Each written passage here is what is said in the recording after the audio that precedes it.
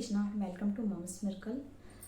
तो अगर आपके न्यूबॉर्न बेबी को सर्दी या खांसी जुकाम हो जाए तो क्या करना है, आज हम वो बात करेंगे इस वीडियो में।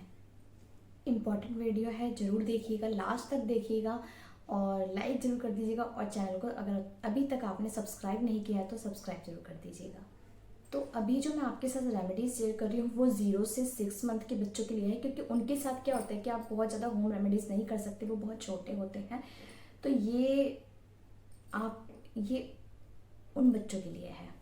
देखिए क्या होता है कि अगर आपके बच्चे को बहुत ज़्यादा कोल्ड कफ बहुत ज़्यादा है तो आप 1-2 दिन घर पे होम रेमेडीज ट्राई कीजिए।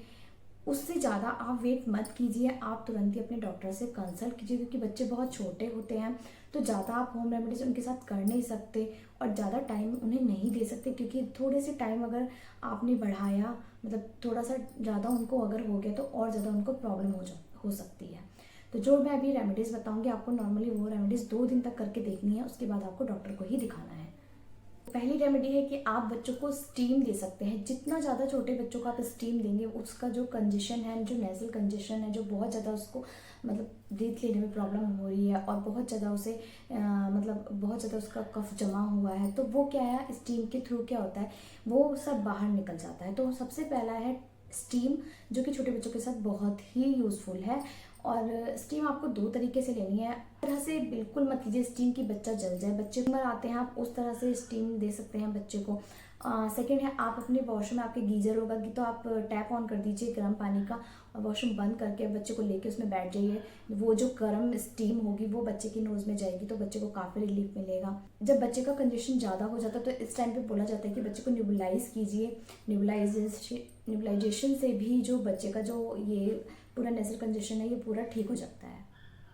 सेकंड है, जो कि मैं अब तक भी अपने बच्चों के साथ करती हूँ, सरसों के तेल, अजवाइन। सरसों के तेल में आप अजवाइन, लहसुन, कलौंजी ये सब मिला के उसे पका लीजिए और उसके बाद उसकी मालिश आप बच्चों को, वो इतना वार्म होता है कि वो बच्चों को बहुत इफेक्ट करता है। बच्चे के चेस्ट, बच्चे के बैक, बच्चे के पैर के तलवों में मालिश अच्छे से कर दीजिए और बच्चे को कम से कम आधे घंटे तक बिल्कुल हवा के कांटेक्ट में मत आने दीजिए। इसलिए ये इस टाइम पे कीजिए जब बच्चा सो रहा हो, इससे बच्चे को काफ़ी रिलीफ मिलता है। लेकिन आप ये भी ध्यान रखिए 3 महीने से ऊपर के बच्चे को ही चेस्ट पे लगाइए, क्योंकि कभी कभी क्या होता है किसी किसी बच्चे को ज़्यादा गर्माहट से रैसेस हो जाता है, तो एक तो बच्चा वैसे ही परेशान है तो उसे और प्रॉब्लम हो जाती है।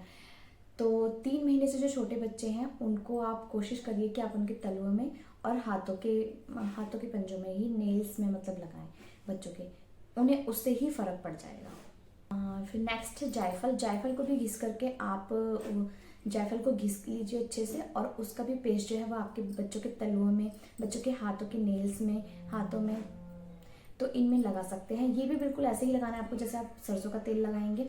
ये रेमेडी भी बच्चों के लिए बहुत यूज़फुल होती है। आप देखिए आपके बच्चे को क्या सूट कर रहा है और किससे उसको आराम मिल रहा है।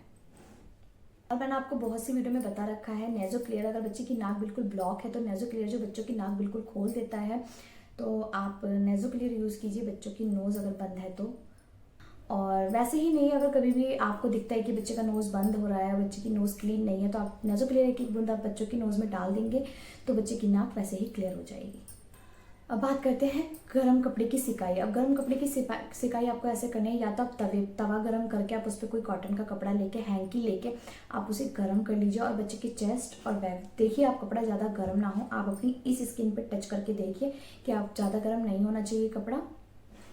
बच्चे के चेस्ट पे और बैक पे आप बच्चे की सिकाई करिए। इससे भी क्या होता है, वो जो जितना भी म्यूकस बच्चे का जमा होता है वो मेल्ट होके वो जो है पॉटी के रास्ते निकल जाता है।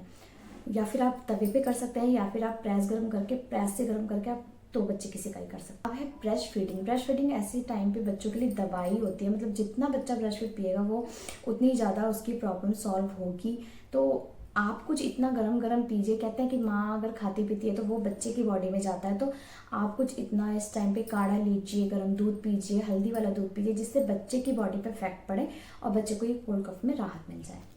बच्चों को इस टाइम पे स्पॉन्ज कीजिए, गुनगुना पानी से आप बच्चे को स्पॉन्ज कीजिए। पेरेंट्स सोचते हैं कि बच्चे को नहलाएं नहीं तो इसे फ्रेशन अप भी नहीं करें, तो लेकिन आपको इस टाइम पे अगर बच्चे को गर्म पानी से स्पॉन्ज करेंगे तो बच्चे को जो बहुत ही हल्का हल्का फील होगा। बच्चे का दूध पीने का बिल्कुल नहीं मन करता है, लेकिन बच्चा अगर कम दूध पीता है तो पेरेंट्स वरी मत होइए, उसे थोड़ा थोड़ा करके दिन में 3-4 बार आप उसे दूध पिलाइए। तो ये मेरी जानकारी थी। तो ये बेसिक से टिप्स थे जो मेरे को मतलब मैंने अपनी जर्नी में यूज़ किए हैं और अफेक्ट भी करे हैं। आप भी इन्हें यूज़ करिए और अफेक्ट करिए। वैसे बच्चों को 1 साल में, जब बच्चे 1 साल के होते हैं, 1 साल में कम से कम बच्चों को 8 बार सर्दी जुकाम होना नॉर्मल बात है।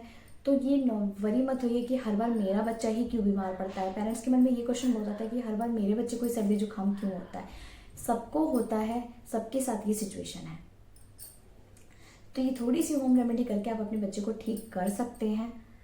और एक और बात कहना चाहूँगी कि अगर बच्चा ब्रेस्ट फीड लेता है तो मॉम्स आपको अपना ज़्यादा ख्याल रखने की ज़रूरत है, क्योंकि वो आपका ब्रेस्ट फीड पीता है। अगर आप कुछ ऐसा खा रहे हैं जिससे जो ठंडा है, मतलब वार्म चीज़ें नहीं खा रहे हैं जो ठंडा है या फिर जो बच्चे को नुकसान करेगा, तो अगर आप कुछ ऐसी चीज़ें ले रही हैं जिसकी ताज़ी ठंडी है, जो ठंडी है, तो वो बच्चे को अफेक्ट करेगी, क्योंकि बच्चा आपका दूध पिएगा तो उसको अफेक्ट करेगी। तो इसलिए ऐसे टाइम पे जब बच्चे को कोल्ड कफ हो रखा है तो आप कुछ गर्म गर्म चीज़ ले जिससे बच्चे को प्रॉपर वो चीज़ मिले और बच्चा जल्द से जल्द ठीक हो।